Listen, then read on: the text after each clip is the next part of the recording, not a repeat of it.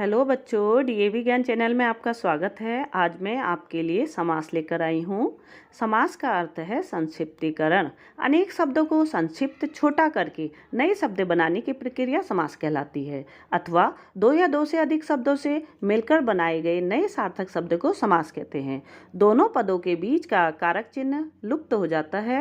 उदाहरण, राजा का पुत्र राजपुत्र, कमल के समान चरण चरण कमल। समास की प्रक्रिया से बनने वाले शब्द को समस्त पद कहते हैं।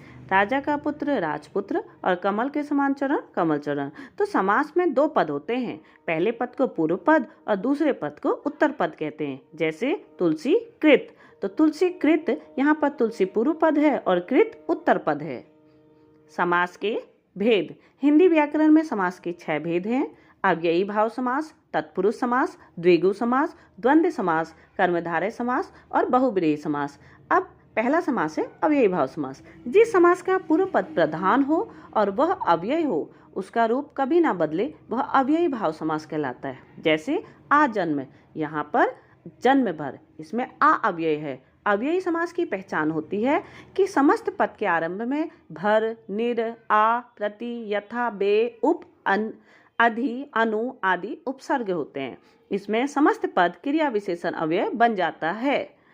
दूसरा है तत्पुरुष समास। तत्पुरुष समास में उत्तर यानी दूसरा पद प्रधान होता है। पहला पद विशेषण तथा दूसरा पद विशेष्य होता है। विग्रह में जो कारक प्रकट हो उसे कारक वाला समास होता है। जैसे सूर कृत, सूर द्वारा कृत, करण तत्पुरुष। राह खर्च, राह के लिए खर्च, संप्रदान तत्पुरुष। और राजकुमार, राजा का कुमार, संबंध तत्पुरुष। तत्पुरुष समास में कारक चिन्हों का प्रयोग होता है। आप इस तरह इसकी पहचान कर सकते हैं। आइए तत्पुरुष समास के भेद देखते हैं। तत्पुरुष समास के 6 भेद होते हैं। कर्म तत्पुरुष, करण तत्पुरुष, संप्रदान तत्पुरुष, अपादान तत्पुरुष, संबंध तत्पुरुष और अधिकरण तत्पुरुष। कर्म तत्पुरुष, इसमें कर्म कारक की विभक्ति को का लोप हो जाता है। जैसे नगर गत, नगर को गत यानी नगर को गया हुआ। मुंह तोड़, मुंह को तोड़ने वाला। कुंभकार, कुंभ को बनाने वाला। अब आगे देखें करण तत्पुरुष। इसमें करण कारक की विभक्ति से के द्वारा का लोप हो जाता है। जैसे हस्तलिखित, हाथों से लिखित। गुणयुक्त, गुणों से युक्त। और भयाकुल, भय से आकुल। अगला है संप्रदान तत्पुरुष। इसमें संप्रदान कारक की विभक्ति के लिए लुप्त हो जाती है। जैसे देशभक्ति, देश के लिए भक्ति। डाक गाड़ी, डाक के लिए गाड़ी। परीक्षा भवन, परीक्षा के लिए भवन। अगला अपादान तत्पुरुष। इसमें अपादान कारक की विभक्ति से लुप्त हो जाती है। जैसे पथ भ्रष्ट, पथ से भ्रष्ट। देश निकाला, देश से निकाला। स्वाद रहित, स्वाद से रहित। अगला संबंध तत्पुरुष। इसमें संबंध कारक की विभक्ति का, के, की लुप्त हो जाती है। जैसे कन्या दान, कन्या का दान। सेनापति, सेना का पति। गृहस्वामी, गृह का स्वामी। अगला अधिकरण तत्पुरुष। इसमें अधिकरण कारक की विभक्ति में, पर लुप्त हो जाती है। लोकप्रिय, लोक में प्रिय। पुरुषोत्तम, पुरुषों में उत्तम।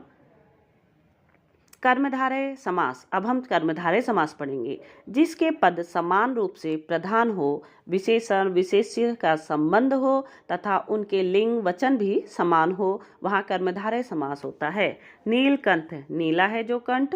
महापुरुष, महान है जो पुरुष। कर्मधारय समास में व्यक्ति, वस्तु आदि की विशेषता का बोध होता है। द्विगु समास, जिसमें समस्त पद का पहला पद संख्यावाचक विशेषण हो, वहाँ द्विगु समास होता है। जैसे नवरात्रि, 9 रातों का समूह। सप्तऋषि, 7 ऋषियों का समूह। इसकी पहचान द्विगु समास में हमेशा संख्या का बोध होता है। द्वंद्व समास। द्वंद्व समास के दोनों पद प्रधान होते हैं तथा विग्रह करने पर और, अथवा, या, एवं लगता है। जैसे धन दौलत। पहचान, दोनों पदों के बीच योजक चिन्ह प्रयोग होता है। बहुब्रीहि समास। जिस पद में कोई पद प्रधान नहीं होता, दोनों पद मिलकर किसी तीसरे पद की ओर संकेत करते हैं, वहां बहुब्रीहि समास होता है।